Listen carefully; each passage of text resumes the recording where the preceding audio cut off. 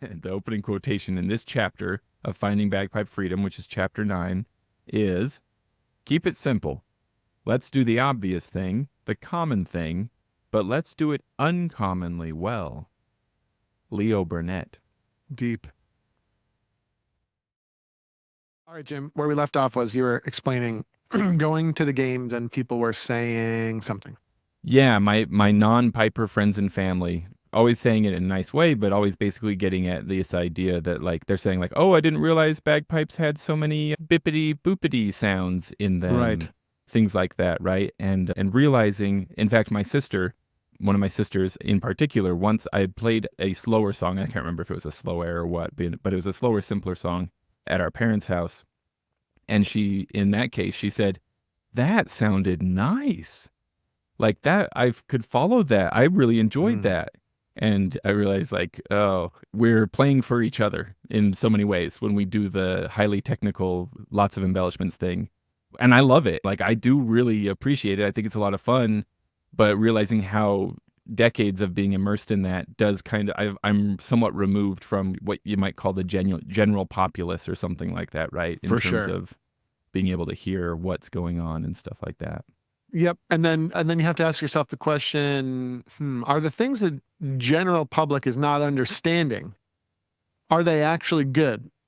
Or have we just convinced ourselves that it's good? Mm-hmm. Our ridiculous pitch not conforming with Western music is just one example of that. Mm-hmm. Like, is it worth playing at this internally evolved pitch or not? Mm. And the answer is like, I don't think it is. If anything, maybe it's a protection mechanism, because maybe if we played at the same pitch as everyone else, a lot of the silly things that we do musically as a musical culture are going to be called into question. Yeah. Because you're going to be playing a lot more with instruments, like, and just a lot of these things that we do. I had a very similar experience. I had a very similar experience one time in music school, this one time at music school, where I was playing a recording of that reference took a minute to hit, but there. Oh, gotcha. But I played a recording of some really good bagpipe playing for another would have been another like composition student or something. A non-bagpiper. Yeah. And they're like, what are all those irritating sounds that they're doing? And this was a recording of a great piper. Yeah. And I was like, what the hell are you talking about, bro? Basically. And they're like, no, all those blah, blah, blah, blah, blah, all those blah sounds. And really what the person was referencing were all the D throws in that particular tune. And to them, it made no sense why those would be in there. And it was confusing and irritating to them to listen to. Now, are D throws confusing and irritating? I like D throws. Yeah, exactly. I like heavy throws. I like light throws. It's like pizza for me. I've never met a throw I didn't like. But can you imagine a possible future where we continue on this trajectory and we reach a point where maybe some student who is removed from the origin of the embellishments, why they're there, etc., tries playing D throws on every single note, not just D, and how much that wouldn't work, but how that's kind of already what's going on in some ways, For sure. That's why the bar Lewis never really survived. The bar Lewis. Yeah. I never learned how to do that one. Exactly. Well, so basically the Krun Lewis and then the Krun Lewis Amok is kind of like, really? Really? But then I think there's, unless it's just a joke that's been played over the years on me and that I fell for, but I think there's a thing called the bar Lewis, which is like even more complicated than the Krun Lewis. And it did not survive because it's ridiculously, obviously too much. And there's nothing left. There's nothing left of the actual musical idea when you get to the bar Lewis variation. And so, yeah, it was sort of like, it didn't really survive. But by the way, it's worth trying. Yeah.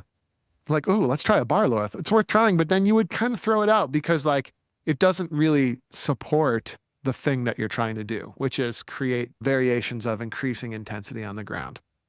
Or at least maybe we haven't found the proper application yet. Maybe somebody will someday. Or maybe there'll be something close to the bar Lewis, but not quite. Or inspired by, but not quite. That does actually work. So I'm hesitating because I don't want to come across as like the bagpiper who hates bagpipes. Like I really do go in for all of this stuff, but I enjoyed this chapter because it helped me to step back a little bit. And it's like, once I've stepped back to think about why I'm doing which embellishments, I might make a decision, like, especially when playing like a Fred Morrison tune that was written to have like a ton of embellishments repeatedly, like that's the creative choice, I might say, I'm going to do that this time. And that's great. That's a great thing to do. I think there's something about like intentionality here, right? Like Yes, understanding why you're doing the thing. It's not saying the thing is bad. It's just saying do the thing where the thing works well. Don't force it where it doesn't work well. that's right. And it's intentionality is the secret sauce, I right? stumbled on It it. is. Yes, intentionality is the name of the game. And what Mhm. happens is if you put yourself way out in the deep end and force all the embellishments instead of really understanding where they come from and how they're used and why they're used and all that stuff, right? If you just throw yourself way out in the deep end, you'll never be able to play anything with intention. You're just Hmm. struggling to stay afloat. It's like the musical version of wealth, right? In the sense that wealth allows you to spend more time thinking. Oh, yes, I see what you mean. You know what Yeah. I mean? Like wealth Yeah. buys you. Wealth is you now have time and space to do things that you enjoy. Yeah. Time, space, and in it, it's like this element that's like it's like energy for it too. It's like you're not worried, obsessed over just making it by. You've got like some freedom to relax, and that There's also a kind of big helps you yes, to and think. Yeah. there's a big difference between living in a house where you have a $400,000 mortgage and living in a house that's paid off. There's a big difference. I'd imagine there is. Yes, exactly. So would I. But but it's the same. By the way, let's use an example that I can actually speak. I know for sure. Yeah. There's a big difference. I mean, there's a big difference between driving around in a car where you have 5 more years of payments left on it or Yeah. driving around in a car that you've paid off. Yeah. That's for sure. Even if the car is less, like, even if the car's less glamorous, Oh, for would sure. you, Yeah. would you rather drive a Porsche that has tons of debt, or would you rather drive a decent getting around town Toyota Camry where you own it and you don't have any payments on it and it's yours? Right. Yeah. And Well, I I don't know live in because the I've never spent way too much on a car right. yet Yeah. Here you and go, to. Andrew. Option three, a Porsche that you own and is paid off. How about Well, there you that? go. And, Yeah. and you can do that, but only at a certain point. Yeah. It's still in a weird, convoluted way, directly related to our discussion. Well, so when it comes to doing embellishments and like doing them right, I'm going to read straight from the chapter because I really like this part because I am a story guy. I love stories. And the older I get, the more I think like this is the most valuable thing that the human brain has ever come up with. I just am all about stories. So I love that you use this analogy, I think is the right word for what's Mhm. going on here. You say, or you ask rather, you say here, have you ever heard a great storyteller recount an event that you attended? The flair that they add to a simple, factual series of events can create a sweeping epic punctuated by drama, conflict, and humor, with rising tension that builds to a satisfying conclusion, easily captivating a crowd from the first word to the last. This, of course, is the essence of embellishment. I love that way of thinking about embellishments in bagpipe music. I think that's really useful. And that's what embellishment should be. You clarify here. You say the storyteller isn't embellishing the content because that's how it has to be, or because that's how the composer wrote it. They're doing it because it makes a better story and creates something truly memorable. I Yes. feel like that's where you can draw a line when you're playing. At least for me, that's how it feels. When the embellishments I'm playing are not making a better story, when they cease to make a better story and start to ruin the story, I've gone too far. That's where I need to Yep. come back or change things, put something somewhere else. Something's not right. Exactly. So, like, I went to the store and I put some apples in the basket. And Oh, really? right before I got to checkout, I tripped and all the apples spilled out. I got the Right. facts, right? You gave me the Right. And facts of then, the yeah, story. that's the really simple version of the story. But the truth of the story, right? Or what you feel about the story is that was actually really quite hilarious. Hmm. Right. So how do you convey that? Well, maybe there's techniques. Maybe I could give you a little more backstory. Hmm. Maybe I could give you some details about the look on the cashier's face as I was falling or whatever, or Hmm. something a little kid said after. And by the way, I could make all that stuff up. Totally. Yeah. I That's mean, up to anybody who me. spends time watching stand-up comedy knows that like go ahead and make stuff up, guys, because that's what's funny, right? Right. Well, and the story is the root. You Hmm. can't do it without the story, but then the craft, right? The craft will be built up around it. And you probably have to go through a lot of iterations and evolutions to find the Mm. perfect version of the story. But that's what the master storytellers are going to do. Hmm. We've all seen it. And by the way, that's what you should be doing when you play the bagpipe tune as well. When you add the embellishment, why are you doing it? And it's because it makes the melody better. Okay. But we have to make sure that we're adding in embellishments that are actually making the melody better. And you do clarify in here that like we play the game, right? We've agreed to embellish tunes in a somewhat uniform way because that's part of what's necessary to participate in the competition scene. And Exactly. that's okay, right? But I wonder, are you leaning, by saying that in the chapter, were you also pointing out that like you might get wild and crazy when you're playing all by yourself and just like play different embellishments, make up some Yeah, embellishments, just like see what happens? absolutely. I do a lot of that. Mm. But also I do a lot of also when I have the time and space and freedom to do that, I often still won't do it. Right? Mm. It's like setting the table with the fork on the left and the knife on the right or something, right? It's like you could switch it up, but then for some reason we usually don't because it's Mm. baked into the culture, right? Yeah. And you just do it because you're part of that. So Yeah. there's always going to be a little bit of that as well, but you have the freedom to go ahead. Maybe I'll do that tonight. I'm going to put the knife on the left. I don't Yeah. know why I put the fork on the left and the knife on the right. I just do that. Isn't it funny too, though, that like using that analogy, maybe after a night or two of switching the knife and fork on the other sides, then when you go back to the right way, the normal way, it's like special. It feels Yeah. more beautiful than before. There's Well, and you thoughts of understand it's tradition like, and your childhood and stuff. yeah, and maybe what you discover when you do that is that there was no real difference. Yeah. And so I'd rather just do the traditional thing. Yeah. Why not? Why not? Yeah. And so, and that's pointing to the real, actual, tangible value of the traditional things that we do as a piping Mm. culture. Yeah. Yeah. And there's value in that, of course, on its own. That can be a very beautiful thing to observe and participate, of course. So when you're like actually getting down to brass tacks, like embellishing, playing embellishments in a tune, learning them or deciding where to put them, etc. We do have an episode that we did a little while ago where we took Bonnie Ann and we stripped out all of the embellishments and then we rebuilt it. We did a simplified version of the tune. Yep. And actually, I feel like that is very applicable to this because what we stripped away was the embellishment. What we kept was the melody line, right? And so Yes, that's the story that was still there. Held exactly. on to that and then rebuilt the embellishments. Is that the exercise? Or are we talking about something slightly different when we're talking about like maybe learning a new band tune or a new solo tune and figuring out how to embellish it? Yep. So I think that's the bottom line. It's almost a play within a play, right?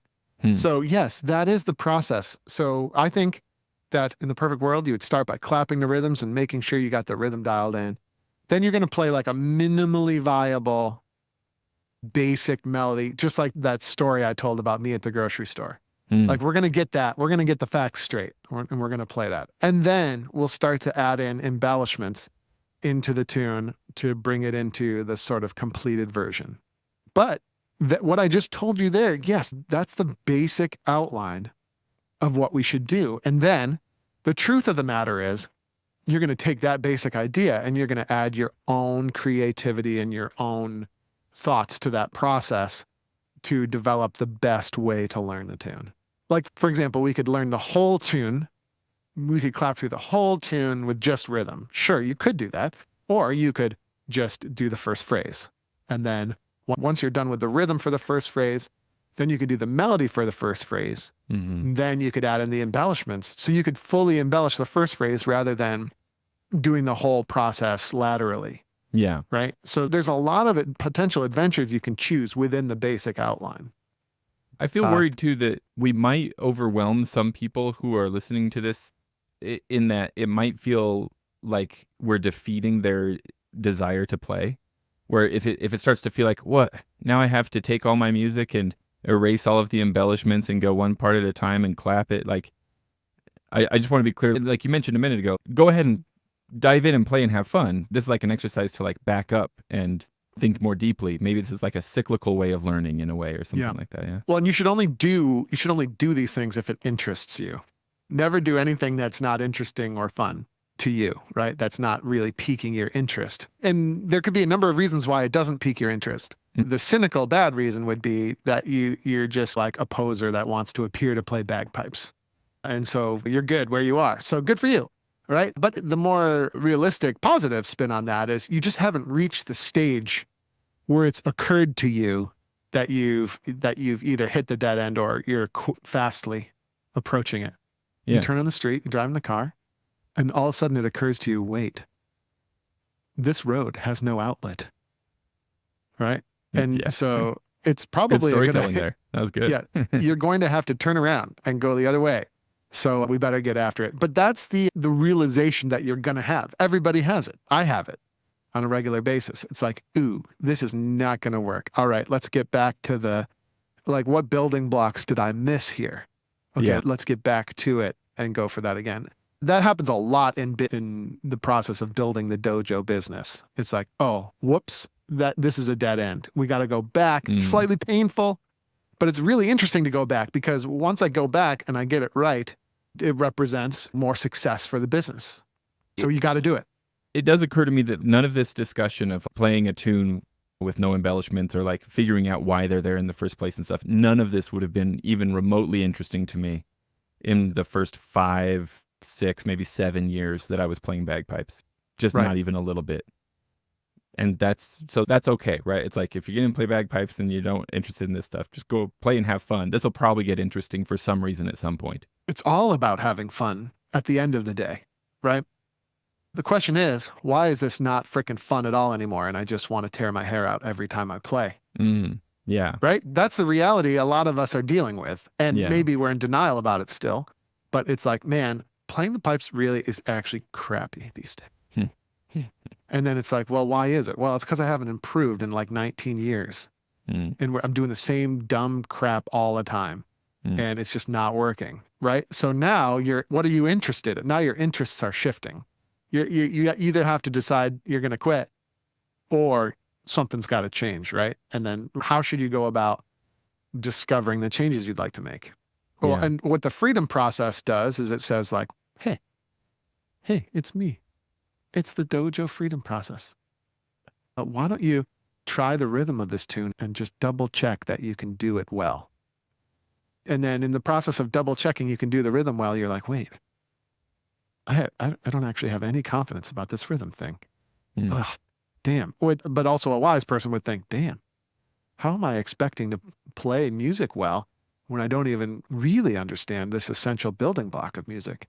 Cool. I guess I know what I'm going to practice for a while. And then infuse it with fun again. You have like a new thing and then to what's focus on. really fun is after a shockingly small amount of work, actual work on that rhythmic building block, all of a sudden your playing just weirdly sounds better and it is way less hard. And you've actually, your brain takes care of so much. You're going to see, my point is, Jim, I'm having trouble really getting to the point today.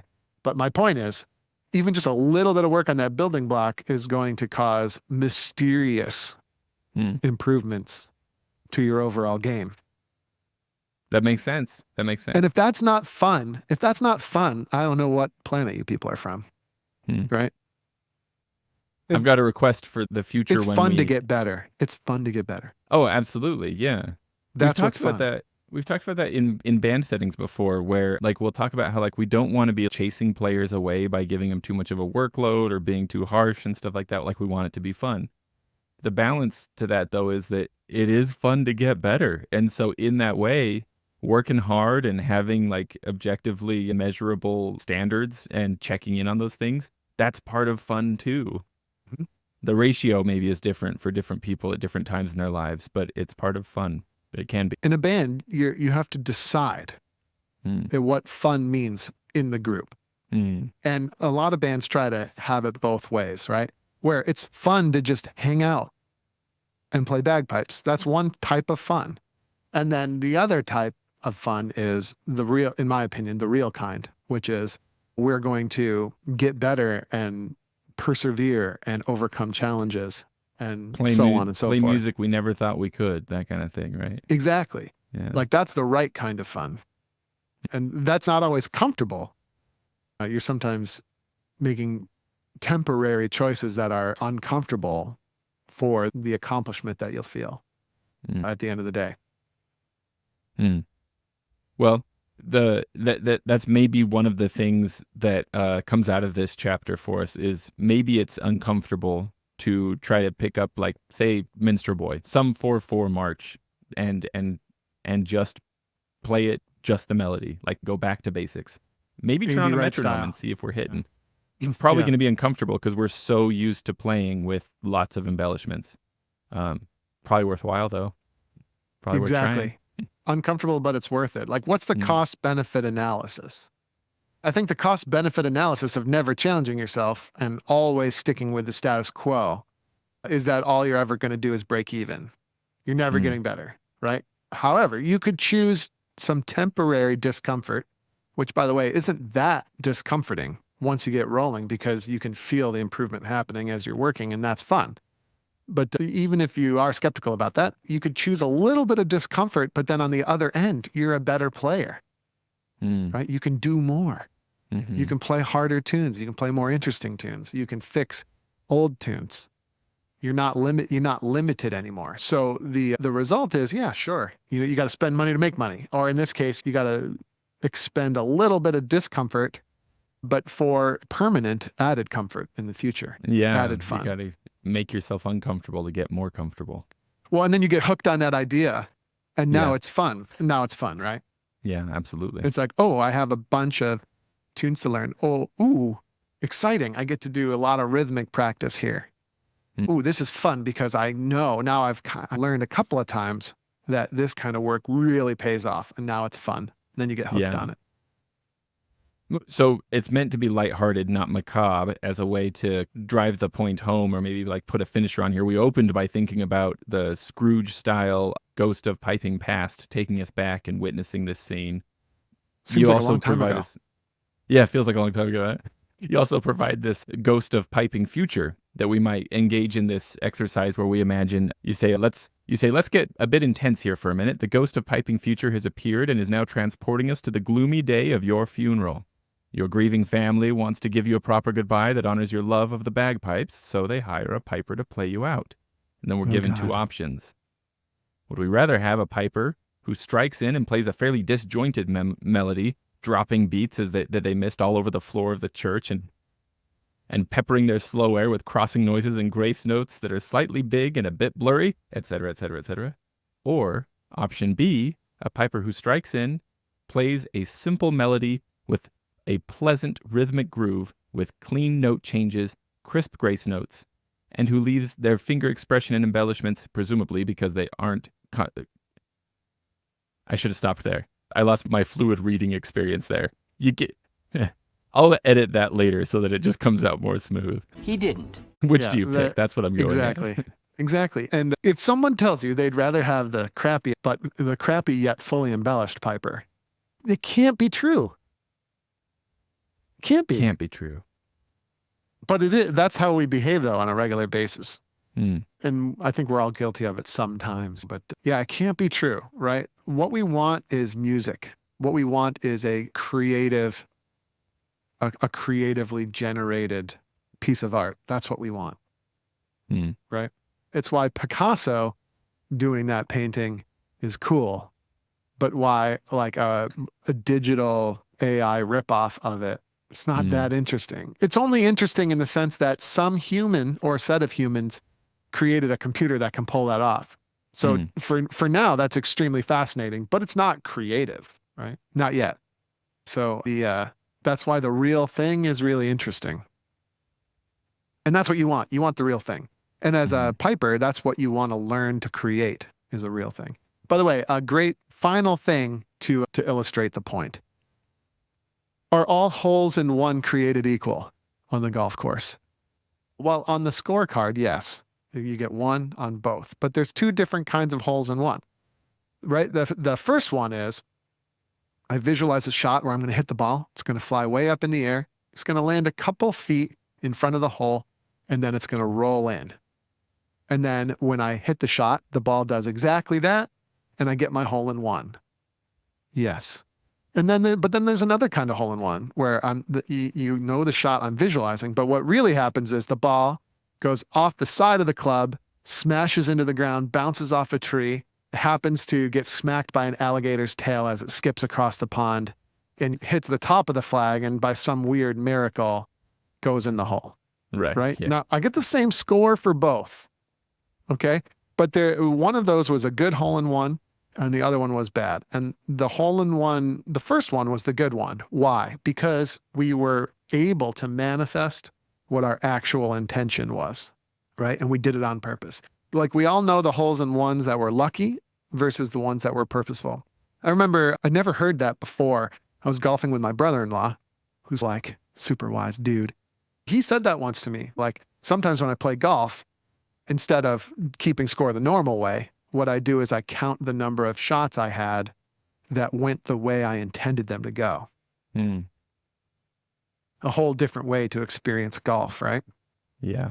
So you could take your actual score on the scorecard and compare that to the number that went the way that you intended, and maybe you could come out with a score that way. Mm. There's always going to be some that don't go as intended, but I think the more you can minimize that, the better the golfer you're going to be, I'm thinking.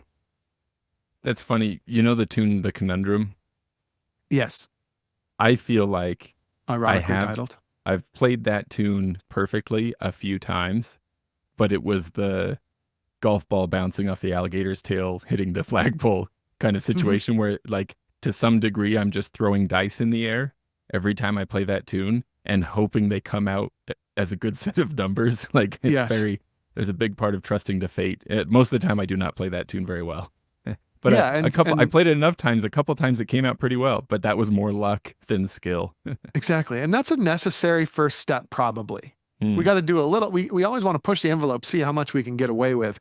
But then it becomes apparent, right? Unless I develop a game plan and I can do this intentionally, and I can sustain this sort of thing moving forward, then it's not really going to be that useful. And then, so we make that decision. So to wrap this thing up, right? Embellishments, it's the same way, right? In the sense that, yeah, it's a necessary first step. You're going to play with a lot of embellishments in there and you're going to go for it. But then you're going to start to realize that you're on the dead end street. Okay. And the sooner you make the decision to turn around and get back on the right course, the better. And the more fun. You're going to have a lot more fun, right? You're going to have a lot more fun once you're back on the right track. And we've laid out an outline for what the right track might be here. But of course, that's just an outline. And then you'll have the opportunity to add your own creative spin on exactly what that outline is. I'm sure Bruce Gandy's practice sessions look different than Jack Lee's, but they share the same basic vibe, right? They're focused on maximizing the quality of the performance that they're able to produce in the future when it counts, and stuff like that, right? And I think we all learned bagpipes differently. Yeah. We had different teachers. Some did the green book, some did the blue book, some did the dojo system, whatever, right? But the basic vibe is the same. And then as humans, we add our own creativity to it. That's the whole point. That's the name of the game. Hey everybody, Andrew Douglas here from the Piper's Dojo, and I just want to say thanks so much for listening to today's iteration of the podcast.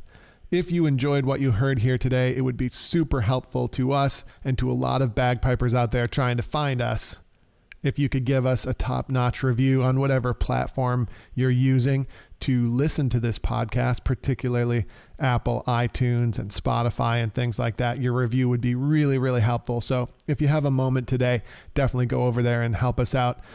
Other than that, until we meet again on the podcast or somewhere else, thanks again for listening. Well, that was a convoluted hot mess, Jim, but it's going to be a great episode. Yeah.